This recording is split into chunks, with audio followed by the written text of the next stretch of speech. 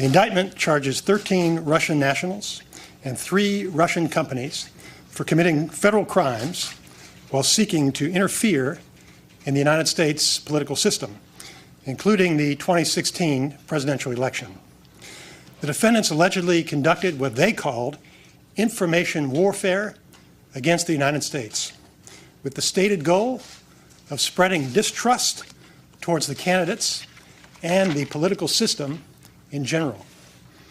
According to the allegations in the indictment, 12 of the individual defendants worked at various times for a company called Internet Research Agency, LLC, a Russian company based in St. Petersburg.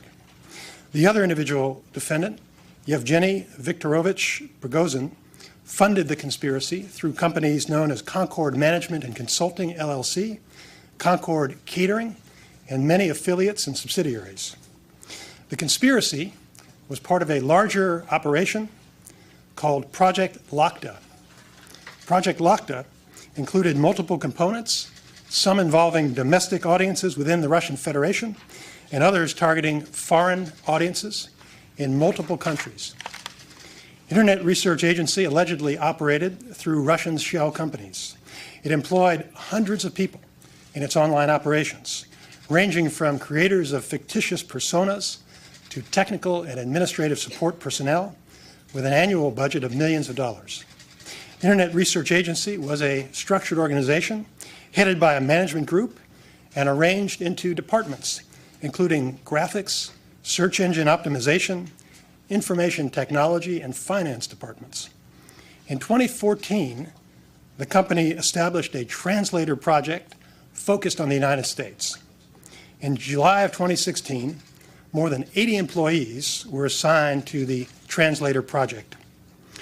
2 of the defendants allegedly traveled to the United States in 2014 to collect intelligence for their American influence operations. In order to hide the Russian origins of their activities, the defendants allegedly purchased space on computer servers located here in the United States in order to set up a virtual private network.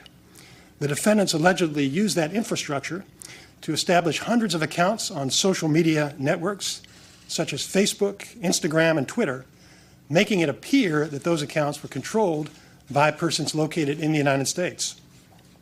They used stolen or fictitious American identities, fraudulent bank accounts, and false identification documents. The defendants posed as politically and socially active Americans, advocating for and against particular candidates. They established social media pages and groups to communicate with unwitting Americans. They also purchased political advertisements on social media networks. The Russians also recruited and paid real Americans to engage in political activities, promote political campaigns, and stage political rallies. The defendants and their co-conspirators pretended to be grassroots activists. According to the indictment, the Americans did not know that they were communicating with Russians. After the election, the defendants allegedly staged rallies to support the president-elect while simultaneously staging rallies to protest his election. For example, the defendants organized one rally to support the president-elect and another rally to oppose him, both in New York on the same day.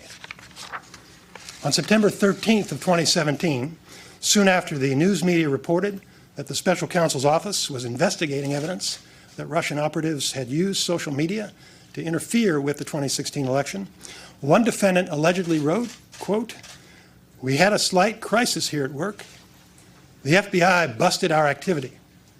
So I got preoccupied with covering tracks together with my colleagues," end quote. The indictment includes 8 criminal counts.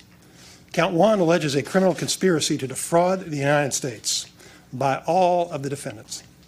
The defendants allegedly conspired to defraud America by impairing the lawful functions of the Federal Election Commission, the United States Department of Justice, and the Department of State. Those organizations of the U.S. government are responsible for administering federal requirements for disclosure of foreign involvement in certain domestic activities. Count 2 charges conspiracy to commit wire fraud and bank fraud by Internet Research Agency and 2 of the individual defendants. And counts 3 through 8 charge aggravated identity theft by Internet Research Agency and 4 individuals.